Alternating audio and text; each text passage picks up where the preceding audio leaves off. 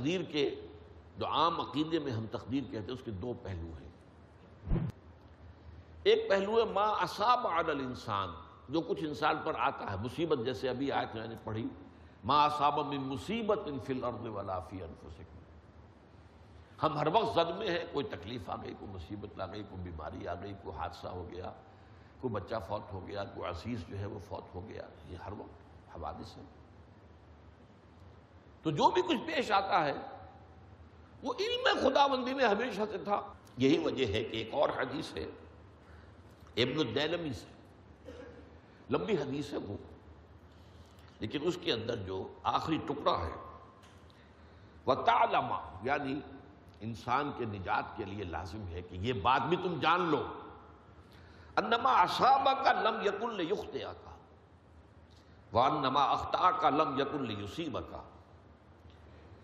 وَلَوْ مِتَّ عَلَىٰ غَيْرِ هَذَا، اگر تم اس کے سوا کسی صورت پر ہوگے تو جہنم میں داخل ہو جاؤ گے، دخلت النار۔ یہ جان لو کہ جو چیز تم پر آئی وہ آنی ہی آنی تھی۔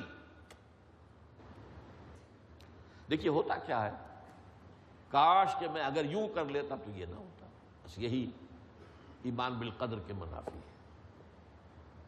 جو ہوا ہے وہ اللہ تعالیٰ کے ہاں تو پہلے سے طے تھا، ہونا ہی تھا۔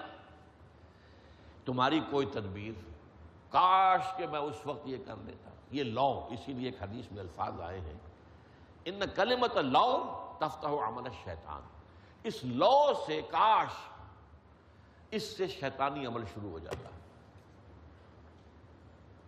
کاش کہ یہ ہو جاتا، کاش میں یہ نہ کرتا، کاش کہ ہو جاتا، تو یہ نہیں۔ تعلم انما اصابک لم یکن لیخطئک، تو جان لے اس بات کو کہ جو چیز تم پر آئی ہے وہ ہرگز ٹلنے والی نہیں تھی۔ کوئی تدبیر تم کر لیتے، کوئی کسی وقت کوئی ہیلا کر لیتے، کوئی تم قدم اٹھا لیتے، کچھ بھی کر لیتے، وہ تو آنی ہی آنی تھی۔ وما انما اخطاک، اور جو چیز تم سے چھوٹ گئی، رہ گئی، نہیں ملی۔ ایک ویکنسی ایڈورٹائز ہوئی تھی، آپ نے بھی درخواست دی تھی، آپ کو نہیں ملی، اب آپ ہو کاش کہ میں نے فلاں سے سفارش کرا لی ہوتی، بس گئے۔